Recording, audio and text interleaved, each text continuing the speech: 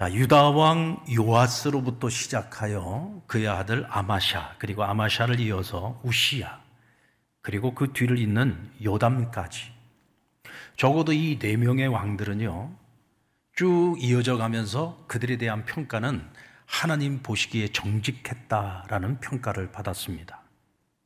그리고 그들이 여호와를 찾는 동안에는 하나님께서 그들을 형통하게 하셨다 그랬어요. 그런데 여러분, 그들의 처음 시작이 끝까지 다 좋으면 괜찮은데 하나님 보시기에 정직하였다라고 하는 그 평가가 처음에 그런 평가를 받는다든지 아니면 중간까지 간다든지, 또 어떤 이는 끝까지 그런 평가를 받기도 합니다. 각기 다르기는 하지만 그래도 이 네 명의 왕은 어느 한 시절, 어느 한 때는 하나님께로부터 정직히 행하였다고 인정을 받는 왕들이었다는 거죠. 그 중에서 요아스는 그의 영적인 스승이었던 여호야다 제사장이 죽기 전까지 그는 하나님 앞에 정직히 행하였습니다. 그러나 그의 스승이자 그를 왕으로 세우고 또 그를 옆에서 함께 보좌하고 도왔던 여호야다 제사장이 죽고 난 후에 그는 이방 신들을 섬기다가 결국 비참한 최후를 맞이하게 됩니다. 그리고 그의 아들 아마샤는 훗날 에돔의 신들을 가져다가 자기의 신으로 섬김으로 하나님의 진노를 받고 결국 그 또한 비참하게 인생을 마감하게 됩니다. 그를 이어 그의 아들 우시야도 왕이 되는데 그가 하나님을 찾고 하나님 앞에 정직히 행할 때 하나님이 그의 나라를 강성하게 해주셨어요. 그래서 블레셋 사람들, 아라비아 사람들, 마온 사람들, 암몬 사람들을 다 치게 하셨고 그의 군대는 점점 더 강성해지게 됩니다. 자, 그런데 26장 16절 말씀에 보면은요, 우리 같이 한번 읽어보겠습니다. 시작. 그가 강성하여짐에 그의 마음이 교만하여 악을 행하여 그의 하나님 여호와께 범죄하되 곧 여호와의 성전에 들어가서 향단에 분향하려 한지라. 자, 오늘 그가 강성하여짐에, 누가 강성하게 했어요? 하나님이 그를 강성하도록 만드셨어요. 그러자 그가 어떻게 됐다고요? 그 마음이 교만하여져서 그가 하나님께 범죄하되 여호와의 성전에 들어가 향단에 분향을 하였다. 여러분, 성전에 들어가서 향단에 분향하는 것은 누가 하는 일이에요? 그럼 제사장이 하는 일이에요. 근데 제사장이 하는 일을 자기가 왕인데, 제 아무리 왕이라고 할지라도 왕이 할 일이 있고 제사장이 할 일이 있어요. 특히 하나님께 제사를 집례하고 또 향단에 향을 올려드리는 이 모든 일들은 하나님께서 제사장만이 하라고 율법으로 정해놨는데 그것을 어기고 자기가 들어가서 향단에 향을 피우려고 했단 말이죠. 그로 인해서 하나님이 그에게 나병이 들게 만드셨습니다. 그래서 그는 죽을 때까지 결국 별궁에 머물면서 결국 그 아들이 정사를 돌보게 됩니다. 그 아들이 누구예요? 요담이라는 왕입니다. 요담은 성경에서 그를 성군으로 인정합니다. 그가 하나님 보시기에 정직하였다라고 말합니다. 그리고 특징이 있는데요, 그는 여호와의 성전에 들어가지 않았어요. 왜? 그 아버지가 성전에 들어갔다가 나병이 들었잖아요. 그래서 그 겁이 나고 무서워가지고 아버지의 일을 반면교사 삼아서 아예 성전에 들어가지도 않아 버렸어. 그러다 보니까 그는 하나님 앞에 정직하기는 했는데 적극적으로 백성들에게 신앙 개혁 운동을 시키지는 못합니다. 그래서 그에 대한 평가는 뭐냐면 그의 시대의 백성들이 악하고 부패하였다라고 평가를 내립니다. 그러니까 그는 하나님 보시기에 정직했을런지 모르지만 그 백성들은 하나님 앞에 부패했다. 그것은 왕으로서 그의 책임이 있는 거죠. 자, 그러나 적어도 요아스, 아마샤, 우시야, 요담, 그들은 한때가 되었든 끝까지 되었든 하나님 보시기에 좋은 시절이 있었다는 겁니다. 자, 근데 문제는 이제 요담의 아들 아하스입니다. 자, 오늘의 본문의 주인공은 아하스예요. 오늘 제가 제목을 뭐라고 붙여놨습니까? 제멋대로 아하스라고 제가 이름을 붙였습니다. 한마디로 말해서 이 사람은요, 별종이에요, 별종. 지멋대로입니다. 적어도 그 앞에 선대의 4명의 왕이 하나님 보시기에 정직하다는 평가를 받았어요. 그의 아버지는 그 중에서도 그래도 하나님 보시기에 가장 정직했던 왕입니다. 그의 나이 20살에 왕위에 오르게 됩니다. 여러분, 왕위에 오를 때에 20살에 오는 것은요, 그동안에 20년 동안 아버지가 어떻게 하나님을 경외하고 어떻게 백성들을 다스리는지를 보고 자랐다는 얘기잖아요. 그렇다고 한다면 나중은 어떨지 몰라도 적어도 왕위에 오르고 초기에는 그래도 아버지의 길을 흉내라도 내야 되는 것 아니겠습니까? 근데 이 사람은 그러지 않았어요. 아예 처음서부터 악하고 끝까지 악합니다. 그래서 제가 별명을 붙인 것이 별종이다. 이런 별종이 드물지 않아요. 굉장히 이건 드문 일입니다. 왜냐하면 영향을 받게 돼 있거든요. 아버지의 영향을 받는단 말이에요. 그럼에도 불구하고 오늘 이 사람에 대한 평가를 보면 오늘 1절에 이렇게 말씀하고 있습니다. 아하스가 왕위에 오를 때 나이가 20세라 예루살렘에서 16년 동안 다스렸으나 그의 조상 다윗과 같지 아니하며 여호와 보시기에 정직하게 행하지 아니하고. 그러니까 오늘 이 사람을 두 가지로 평가했는데 하나는 뭐예요? 다윗의 길을 따르지 아니하고, 또 하나의 평가는 뭐죠? 정직히 행하지 아니하였다. 그리고 오늘 그의 그 범죄에 가장 극명하게 보여주는 사건은 3절에 나오는데 자신의 자녀들을 불살라 제물로 바쳤다라고 말씀하고 있습니다. 이건 대체 무슨 뜻일까요? 우리 3절, 4절 말씀을 같이 한번 읽어볼까요? 3절, 4절입니다. 시작. 또 흰놈의 아들 골짜기에서 분향하고 여호와께서 이스라엘 자손 앞에서 쫓아내신 이방 사람들의 가증한 일을 본받아 그의 자녀들을 불사르고 또 산당과 작은 산이와 모든 푸른 나무 아래에서 제사를 드리며 분향하니라. 가나안의 우상 종교 가운데 이 블레셋 사람들이 섬기는 몰렉이라는 신이 있어요. 근데 이 몰렉 신을 섬기는 사람들은 뭘 했냐? 인신 제사를 드렸습니다. 인신 제사가 뭐냐면 어린 아이를 잡아서 불로 태워가지고 신에게 바치는 거예요. 심지어는 자기 자식을 죽여서 불로 태워서 바치기도 합니다. 근데 오늘 그 짓을 누가 했다고요?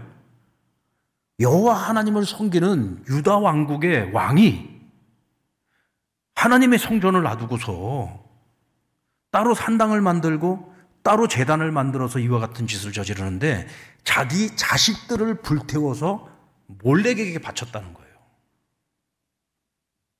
여러분, 제정신으로는 이런 짓은 못하겠죠? 한마디로 말해서 이 사람은 제정신이 아닌 거예요. 그뿐만이 아니라 푸른 나무 아래에서 제사를 드렸다고 했는데 이 푸른 나무에서 제사를 드리는 것은 요즘 여러분들 무속신앙에서 보면 예전에 성황당이라든지 그런데 나무 밑에다가 물 떠놓고 거기서 뭐 귀신한테 빌고 그랬잖아요. 그 말하자면 온갖 잡신을 섬기는 그 우상 종교를 말하는 겁니다. 그러니까 이 사람은 한마디로 말하면 혼합 종교의 끝판왕이다라고 말할 수가 있어요. 자신에게 조금이라도 도움이 되면 하나님이면 하나님, 바알이면 바알, 아세라면 아세라, 몰렉, 온갖 잡다한 신들을 다 갖다가 섬긴 거예요. 언제든지 신을 갈아탈 준비를 하고 있는 사람입니다.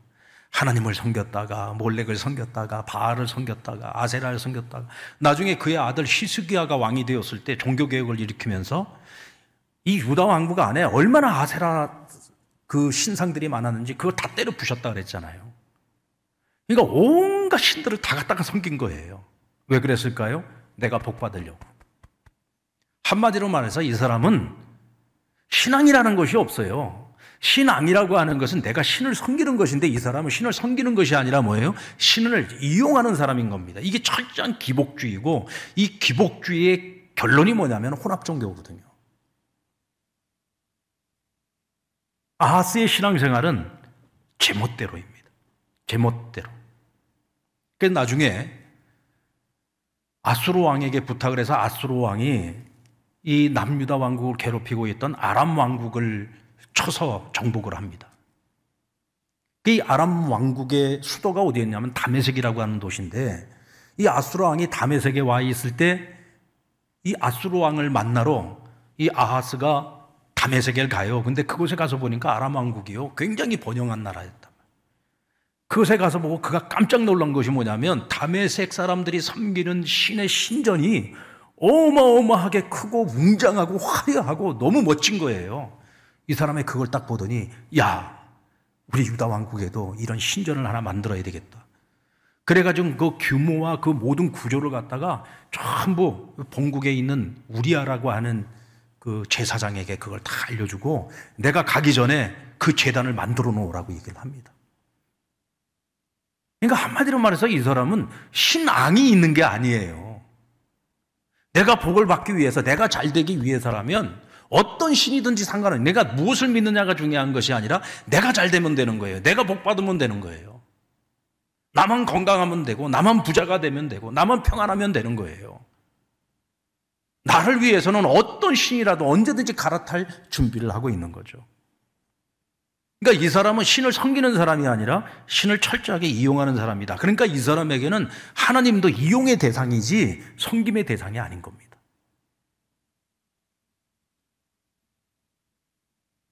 여러분, 혼합 종교, 이 기복신앙, 이 기복신앙을 가지고 있는 사람에게 있어서 가장 큰 우상은 무엇이 가장 큰 우상일까요?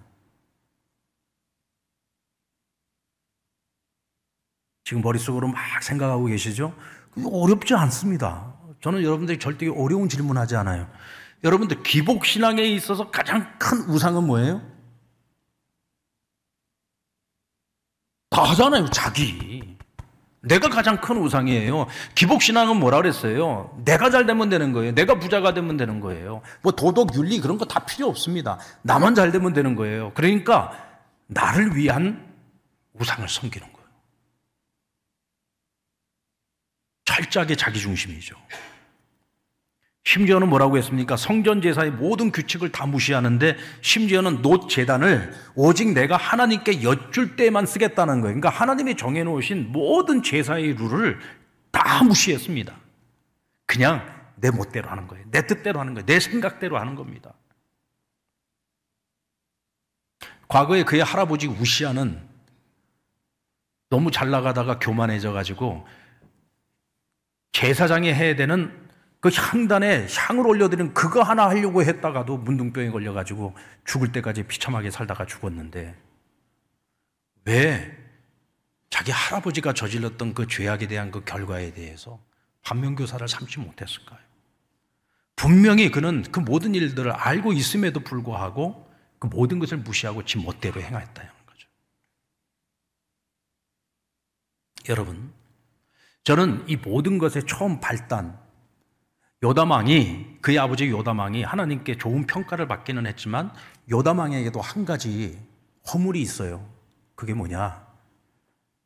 산당 제사를 없애지 못했다는 거예요. 그런데 여러분들 잘 기억을 한번 되살려보면 우리가 지금 열왕기 하를 쭉 공부를 하면서 역대 유다의 왕들에 관한 이야기를 지금 쭉 듣고 있는데 유다의 많은 왕들 가운데 다윗의 길을 따르고 하나님께 정직하다고 인정받았던 왕들 중에 거의 대부분이 해결하지 못한 한 가지 걸림돌이 있었는데 그게 전부 뭐였냐면 산당제사였어요. 왜 산당제사를 이거 없애지 못했는지 제가 다 말씀드렸잖아요. 결국은 이미 백성들이 산당제사에 익숙해져 있었단 말이죠. 이건 뭐냐면 철저하게 자기의 편리를 위해서 만들어진 것이 산당제사였습니다. 그런데 이 산당 제사가 결국은 뭐냐면 기복신앙의 근거가 되었고 나중에는 혼합 종교의 근거가 됐어요. 결국 정치적으로 이 문제를 풀지 못했어요. 그러다 보니까 나중에는 이 산당 제사 때문에 결국은 요담도 그 백성들의 부패를 막지 못했다는 거죠. 그것이 결국은 백성들을 부패하게 만들고 나중에는 그의 아들조차도 이렇게 막가파, 한마디로 말해서 별종으로 만들어버린 거예요. 여러분들 이것쯤이야, 이거 별것 아니라고 생각했지만 이것쯤이야 하는 이 한 가지 문제, 이거 하나 해결하지 못한 것 때문에 결국은 자식도 망하고 백성들도 망하는 결과를 초래했다고 할 수 있습니다. 여러분, 신앙의 문제는요 적당히 하면 안 됩니다. 신앙의 문제는 확실해야 돼요. 여러분들, 우리가 하나님을 얼마만큼 알고 믿습니까? 우리 기독교 신앙은요 그냥 믿는 게 아니에요. 하나님을 정확하게 알고 믿는 거예요. 예수님이 어떤 분이신지를 정확하게 알아야 돼요. 하나님 우리를 위해서 행하신 일이 무엇인지를 분명히 알아야 되고 그것을 분명히 기억해야 되고 그 은혜를 분명히 깨달아야 돼요. 그냥 모르고 믿는 거는요 무속신앙이나 하나도 차이가 없어요. 그냥 교회 와서 예배만 드리면 내가 예배 드렸으니까 하나님 나 복 주시겠지. 이건 그냥 기복신앙이에요. 그 무속신앙하고 하나도 다를 것이 없습니다. 하나님을 모르면서 하나님을 믿는다는 말을 하면 안 돼요. 그래서 우리는 신앙생활을 시작하면서부터 뭐예요? 하나님이 어떤 분이신지를 배우기 위해서 노력해야 돼요. 그래서 새가족 성경 공부도 해야 되는 거고, 확신반 훈련도 받아야 되는 거고, 제자 훈련도 받아야 되고, 성경 공부도 해야지 되고, 교회에서 가르치는 여러 가지 성경 공부들을 열심히 해야 되는 거예요. 예배 때마다 열심히 나와서 하나님의 말씀을 듣고, 하나님이 어떤 분이신지, 하나님 우리를 위해서 행하신 일이 무엇인지, 은혜 받은 우리가 어떻게 살아가야 하나님의 자녀로서 합당한 것인지 제대로 배워서 하나님의 원하시는 하나님 뜻대로 살아가야 그게 우리에게 신앙의 복이 되는 겁니다. 아멘. 내 방식대로, 내 뜻대로, 내 스타일대로? 아니요. 우리는 하나님 말씀대로 믿고 하나님 말씀대로 살아가는 거예요. 하나님을 알고자 애를 쓰고 힘을 써야 되는 겁니다. 여러분, 우리가 하나님을 잘 알지 못한다? 하나님을 잘 알지 못하면서 신앙생활을 한다? 이거 잘못하면 우리도 아하스의 범죄를 똑같이 반복할 수 있는 겁니다. 나는 지금 하나님을 믿고 있다고 나는 기독교인이라고 생각을 하는데, 하나님 보실 때에는 우리가 지금 전혀 잘못된 신앙의 길을 걸어가고 있을 수 있는 거예요. 무엇보다도 중요한 것은 하나님을 바로 아는 것이 중요하다는 것입니다. 아멘. 여러분, 우리 기독교는 배움의 종교라고 얘기를 합니다. 배움의 종교라고 하는 건 뭐냐면, 우리가 배워서 바로 알고 바로 바른 확신을 가지고 하나님을 믿고 섬겨야지 된다는 거죠. 우리가 예수님을 믿고도 신앙생활을 오래 하면서도 내 인격이나 성품이나 삶의 태도가 바뀌지 않고 변화되지 않는다면 우리의 신앙을 한번 돌아보고 점검을 해야 합니다. 어쩌면 내가 신앙생활하면서 내가 우상이 되고 있을 수 있다. 여러분, 우리가 기복신앙을 가지고서 살아간다면요, 우리는 지금 내가 우상이 되어 있는 거예요. 내가 우상이 되면 잘못하면 하나님을 우리가 섬기는 것이 아니라 하나님을 이용의 대상이 되어버릴 수 있어요. 그건 하나님의 가증히 여기는 일이죠. 하나님께 책망들을 일입니다. 그러므로 우리가 하나님과 우리의 관계에 있어서 우리 자신이 내가 누구며 나는 어떻게 살아야 됩니까? 나는 하나님을 어떻게 섬겨야 되는지를 바로 알고 잘 섬기는 저와 여러분, 우리 상남의 모든 식구들이 되시기를 주의 이름으로 축원합니다. 결국 제멋대로 신앙인인 아하스는 나라를 다스리고 통치함에 있어서도 하나님을 잘 모르니까 하나님을 의지하지 않고 강대국을 의지하고 문제를 해결하려고 했는데 나중에는 그로 인해 더 큰 어려움을 겪게 됩니다. 당시 아하스의 유다 왕국은 아람 왕국과 북이스라엘의 연합군에 의해서 어려움을 겪고 시달림을 받고 있었어요. 이때 아하스 왕이 누구에게 손을 내밀었느냐? 아수르 왕 디글랏 빌레셀에게 사신을 보냅니다. 그리고 스스로가 나는 당신의 신하요, 스스로 자신이 신하임을 고백을 하고 내가 당신을 섬기겠다고 약속을 합니다. 그리고는 성전과 왕궁 곳간에 있는 은금을 다 갖다가 아수르 왕에 갖다 바치고 나를 도와달라, 나를 저 아람 왕국으로부터 좀 구원해달라라고 부탁을 합니다. 아수르 왕이 아람 왕국의 수도인 다메섹을 쳐요. 그래서 결국은 오늘 이 아하스의 청을 들어준 겁니다. 자, 그런데 문제는 보십시오. 자, 본래 아수르는 여러분 유다 왕국과 거리가 먼 곳에 있습니다. 거리가 먼 곳에 있기 때문에 아수르가 유다 왕국을 만약에 치려고 그러면은요, 너무 멀어요. 정말 큰맘 먹어야지 쳐들어올 수가 있는 거예요. 그런데 남유다 왕국 바로 위에 어떤 나라가 있어요? 북이스라엘이 있고 아람 왕국이 있어요. 그런데 아수르가 어디를 쳐요? 아람 왕국을 쳤어요. 나중에는 북이스라엘 멸망시킵니다. 그러면 누가 지금 바로 자기 머리 위에 와 있는 거예요? 아수르라고 하는 강대국이 자기 머리 위에 딱 와서 진을 치는 거예요. 그러니까 작은 화를 해결하려고 하다가 뭐예요? 큰 불이 다가온 거예요. 작은 불을 끌려고 하다가 큰 불이 닥쳐온 겁니다. 나중에는 큰 적을 불러와가지고 자기 머리 위에 가지고 있는 거예요. 그리고는 그 문제 하나 해결해 달라고 있는 거 없는 거 다 갖다 바쳤잖아요. 이건 100번 이건 손해보는 장사 아닙니까? 인간이 스스로 생각할 때 나는 지혜롭게 처신을 냈고 난 지혜로운 전략을 짰다고 이야기하지만 인간의 전략이라고 하는 거, 하나님을 의지하지 않고 인간적인 술수와 모략을 세웠을 때에는요, 그것이 지혜로운 것처럼 보이지만 결국은 그것이 부메랑이 되어서 나에게 화가 되어 닥쳐올 수 있다는 거예요.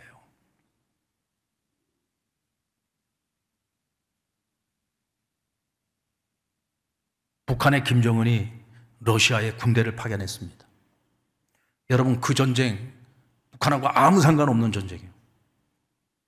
근데 거기다가 탄약이 떨어졌다고 탄약 보내, 미사일 떨어졌다고 미사일 보내, 거기다가 생태 같은 아들들을 보내가지고 북한 군인들이 얼마나 많이 가서 거기 가서 죽었습니까? 정말 의미 없는 죽음을 당한 거예요. 누구 하나 때문에? 김정은이 하나 때문에.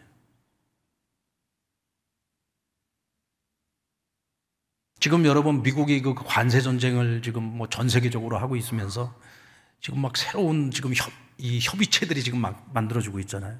지금 여러분들 중국에서는 전승절을 지금 뭐 기념한다고 해가지고 북중로 그 지도자들 푸틴하고 김정은이 지금 그 열병식에 같이 다 서가지고 그들의 동맹을 과시하고, 거기다 지금 미국 때문에 지금 어려움 겪고 있는 나라들이 지금 다 중국이 막 돈 준다고 하니까 가서 지금 또 협의체를 지금 만들었잖아요. 여러분, 국제정치라고 하는 것은 그렇습니다. 자국의 이익이 되면은요, 언제든지 갈아타요. 지금 협의체가 지금 뭐 때마다 일마다 지금 늘 만들어지지만 그게 그렇게 오래 가지 않습니다. 결국은 뭐예요? 자국의 이익에 따라서 깨지기도 하고 만들어지기도 하는 것이 국제정치입니다. 영원한 것이 없어요. 그래서 여러분, 영원한 적도 없고 영원한 우방도 없는 거예요. 언제든지 무너질 수 있습니다.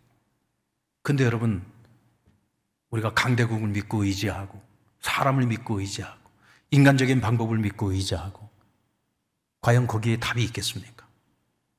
그렇다고 해서 우리가 국제정치 하지 말자는 얘기도 아니고 외교를 하지 말자는 얘기도 아닙니다. 당연히 해야죠. 그러나 그 어떤 것보다 우선시 되어지는 것은 하나님을 의지해야 된다는 겁니다. 특히 우리 대한민국은 하나님의 은혜로 여기까지 복받은 나라가 되었습니다. 하나님의 은혜가 없으면 정말 아무것도 아닌 나라가 대한민국입니다. 그래서 여러분, 이 나라 백성들이 인정을 하든 말든 그것과 상관없이 정말 이 땅의 교회는 지금 이와 같은 시대에 무엇보다도 이 민족을 위해서 기도해야 됩니다. 아멘입니까? 나라를 이끌어가는 정치인들은 정치인들대로 열심히 외교도 펼쳐야 되겠고 국제정치에 대해서 눈을 열고 우리가 과연 누구와 동맹을 해야 될지, 무엇이 우리에게 이익이 될지 여러 가지를 잘 분석하고 잘 따져서 정치를 이끌어가야 되겠지만, 그러나 하나님의 마음으로 움직일 수 있는 것은 이 땅의 교회, 하나님의 자녀들, 하나님의 백성들의 그 눈물의 기도와 간구를 통해서 하나님이 일하신다는 거죠. 아멘입니까?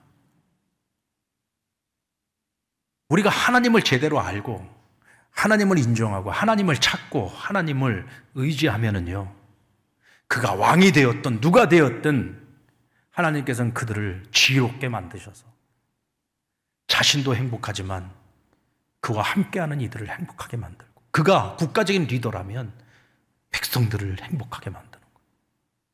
그러나 지도자가 잘못된 길을 걸어가고 하나님을 바로 알지 못하고 인간적인 방법과 온갖 술수를 가지고서 살 길을 찾는다고 한다면 모두가 다 함께 망하는 길로 갈 수밖에 없다는 것입니다.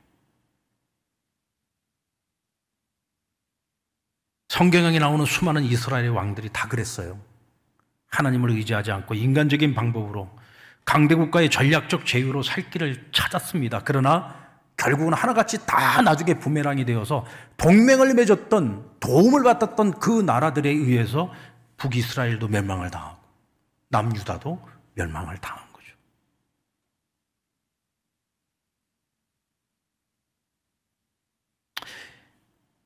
결국 아하스가 신앙생활뿐만 아니라 왕으로서 나라를 다스리고 통치하는 모습에 있어서도 그가 어리석고 미련할 수밖에 없었던 것, 그것은 그가 하나님을 알지 못했기 때문이다. 그래서 하나님께서 모세에게 마지막 당부하셨던 그 신명기서에 나오는 말씀이 뭐예요? 하나님께서 너희를 위하여 행하셨던 그 모든 일들을 가르쳐 기억하게 하라. 여러분, 아하스가 그것을 바로 알고 기억만 하고 있었어도 지혜로운 왕이 될 수 있었을 겁니다.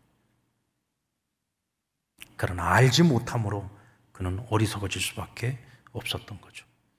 자, 그런데 여기서 한 가지 더 아쉬운 것이 있습니다. 아하스 시대의 제사장이었던 우리아라고 하는 사람이에요. 이 우리아라고 하는 사람은 제사장입니다. 하나님의 제사장이에요. 근데 오늘 이 사람이 아하스 왕이 명령하는 대로 모든 것을 다 행하였다 그랬어요. 그게 전부 다 뭐냐? 우상 숭배하는 것, 제단 만드는 것, 하나님의 율법을 다 무시하는 것, 이 모든 것들을 왕이 지시할 때마다 왕의 명령대로 행하였다 그랬어요. 여러분, 제사장은 하나님 섬기는 사람이잖아요. 왕을 섬기는 것이 아니라 하나님 섬기는 사람이에요. 그러면 왕이 잘못된 명령을 내리면 어떻게 됩니까? 이건 아닙니다. 이건 잘못된 겁니다. 왕이시여, 아무리 당신이 왕이라도 이건 아닙니다 라고 얘기를 해야 되잖아요. 바른 길을 가르치고 바른 길을 지도해야 되는 것 아닙니까?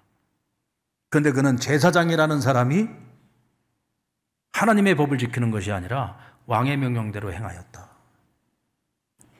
어찌 보면 이 아하스라고 하는 사람은 자업자득이기도 하지만 복도 없는 사람이죠. 그의 손조였던 요아스는 적어도 여호야다 제사장이 살아있는 동안에는 하나님 앞에 정직게 행하는 사람이었다 그랬잖아요. 좋은 영적 스승이 있었던 거죠. 근데 이 아하스라는 사람은 그런 좋은 영적 스승이 없었던 거예요. 그저 아부하고 아첨하고 이런 거짓 제사장과 함께 그 길을 걸었기에 결국은 망하는 길을 걸어갈 수밖에 없었던가. 저는 이 말씀을 묵상하면서요, 오늘 이 시대를 살아가고 있는 오늘 이 땅의 교회와 이 성도들이 이 세상 속에서 우리의 역할이 뭔가라고 하는 것을 저는 한번 생각해 봤습니다. 우리의 역할이 뭔가. 잘못된 것을 잘못됐다고 말할 수 있어야 하는 것이 오늘 교회의 역할이라는 생각이 들어요. 정부가 잘못된 길을 걸어가고 또 이 나라 지도자들, 정치인들, 또 이 나라 곳곳, 사회 곳곳에서 지도자의 역할을 하고 있는 사람들이 잘못된 길을 걸어갈 때 때로는 내가 바른 소리를 해서 손해를 볼 수도 있고 피해를 입을 수도 있어요. 그러나 아닌 것은 아니라고 말할 수 있어야 되고 바른 길을 지도하고 가르칠 수 있어야 된다. 이것이 오늘 교회의 역할이고 또 이 땅을 살아가는 우리 성도들의 역할이다. 아멘. 저는 우리 상랑교회가 그런 교회가 되었으면 좋겠습니다. 세상의 불의를 보면서도 침묵하는 자들이 아니라 세상의 불의에 대해서 이거는 잘못된 것은 잘못됐다고 말할 수 있어야 되는, 그리고 하나님의 법과 하나님의 정의가 오늘 이 세상 가운데서 하수와 같이 흘러갈 수 있도록 우리가 그런 역할을 감당할 수 있어야 되겠다. 아멘. 오늘 이 주신 말씀을 오늘 우리 삶에 우리 스스로가 한번 적용하면서 여러분들 각자 받은 은혜를 따라 오늘 우리의 삶에 적용할 수 있기를 주의 이름으로 축원합니다.